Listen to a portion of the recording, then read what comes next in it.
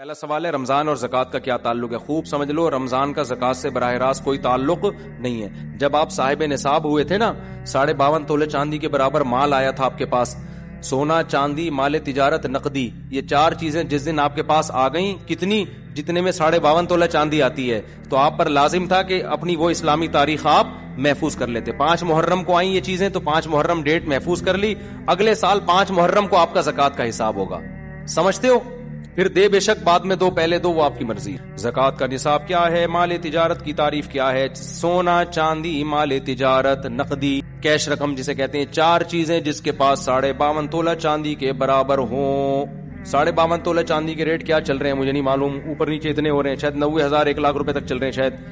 تو جس کے پاس اتنی مالیت کا سونا، چاندی، تجارتی مال یا نقدی ہو تو وہ صاحب نصاب بن جاتا ہے۔ اس پر لازم ہوتا ہے کہ وہ اسلامی تاریخ نوٹ کر لے۔ عام طور پر جب لڑکوں کی، لونڈے لپاڑوں کی تنخواہ لگتی ہے، پہلی تنخواہ 90,000 1 لاکھ آئی تو وہ صاحب نصاب بن گئے۔ لڑکیوں کی شادی ہوتی ہے، ان کو سونا ملتا ہے، تو جس دن ان کو سونا ملا ہے، ہینڈ اوور ہوا ہے، وہ تاریخ، وہ اسلامی تاریخ نوٹ کر لیں۔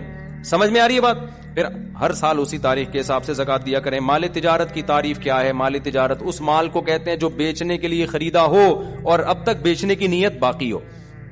آپ کی دکان ہے، کرائے پہ دی ہوئی ہے، دکان پہ زکوٰۃ نہیں ہے، کیوں؟ کرائے پہ دی ہوئی ہے۔ آپ کی گاڑی ہے، کرائے پہ دی ہوئی ہے، زکوٰۃ نہیں ہے، کیوں؟ کرائے پہ دی ہوئی ہے۔ ہاں، گاڑی آپ نے خریدی ہے کہ بیچ دوں گا میں، خریدتے ہوئے بیچنے کی نیت تھی تو اس گاڑی پہ زکوٰۃ دینا واجب۔ ہاں، گاڑی آپ نے خریدی اپنے لیے، ارادہ ہوا کہ جب بیچنے کا موڈ ہوا تو بیچ دوں گا، یہ مال تجارت نہیں ہے، کیونکہ خریدی کس لیے؟ بیچنے کے لیے، تھوڑی استعمال کے لیے۔ اس طرح پلاٹ آپ نے خریدا کہ یار کنفیوز ہوں، دیکھیں گے فیوچر میں بناؤں یا بیچوں، سوچوں، زکوٰۃ نہیں ہے اس پر۔ ہاں، پلاٹ خریدا، نیت کیا ہے؟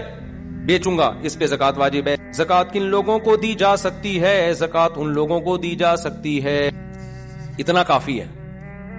سمجھتے ہو؟ غریبوں، غریب ہونے کے لیے کیا ہے کہ 5 چیزیں، 4 چیزیں تو وہی جو زکوٰۃ والی ہیں، سونا، چاندی، مال تجارت اور کیش، اور 5ویں چیز ہے ضرورت سے زائد سامان۔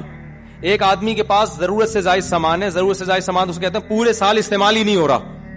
گھر میں ڈنر سیٹ پڑا ہوا ہے، پورا سال استعمال نہیں ہوتا۔ پلاٹ پڑا ہوا ہے، نہ رینٹ پہ دیا ہوا ہے، نہ کھیتی باڑی کر رہا ہے اور نہ خود رہتا ہے اس میں، تو وہ پراپرٹی بھی ضرورت سے زائد ہے، اس میں پورا سال گزرنا بھی ضروری نہیں ہے۔